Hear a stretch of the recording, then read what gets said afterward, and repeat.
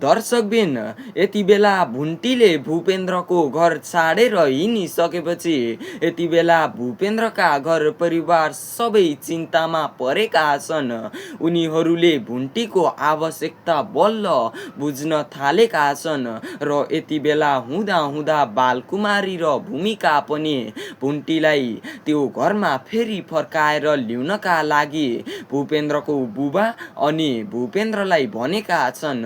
हो दर्शकबिन अब के साँच्चीकै फेरि पनि भुन्टी फर्किएर भूपेन्द्रको घरमा जान्छिन् होला त? के साँच्चीकै भुन्टी अब भूपेन्द्रसँग फेरि पनि मिलेर बस्न सक्छिन् होला त? आउनुहोस् आज यसै बारे छोटो कुरा गर्नेछौँ दर्शकबिन। पछिल्लो समयमा भूपेन्द्रले भुन्टीमाथि त्यो गरेको अन्याय अत्याचार दुःख पीडा भने यति बेला भुन्टीले सहन नसकेर भुन्टी त्यो घर छाडेर हिँडेकी छिन् र यति बेला भुन्टीले घर छाडेर हिँडिसकेपछि भने भूपेन्द्रका सम्पूर्ण घर परिवार चिन्तामा परेका छन्।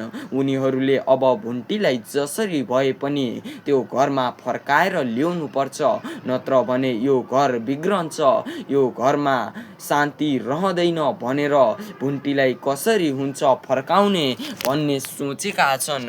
तर दर्शकबिन यति बेला भूपेन्द्रले अब अर्कै केटीसँग विवाह गर्छु, भुन्टीलाई डिभोर्स दिन्छु भन्दै अर्कै केटीसँग लागेका छन्।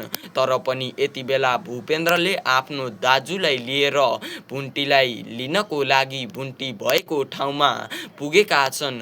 त्यसैले गर्दा पनि भुन्टीले त्यहाँ आफ्नो श्रीमान भूपेन्द्रलाई देखिसकेपछि भुन्टी अचम्ममा परेकी छिन्।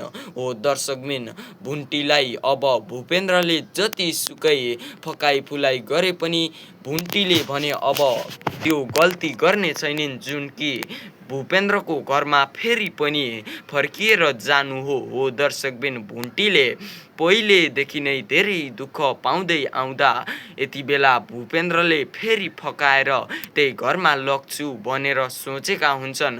तर भुन्टीलाई भूपेन्द्रको त्यो बानी भने धेरै पहिलेदेखि नै थाहा हुँदै आएको थियो र थाहा पनि छ। त्यसैले गर्दा पक्कै पनि भुन्टी र भूपेन्द्रको मिलन कदापि हुन सक्दैन। तपाईहरूलाई के कस्तो लाग्छ? आफ्नो मनमा लागेको जिज्ञासा तलको कमेन्ट बक्समा लेख्न नछुटाउनुहोला भन्दै आजको लागि बिदा चाहन्छौँ। हस्त जय नेपाल।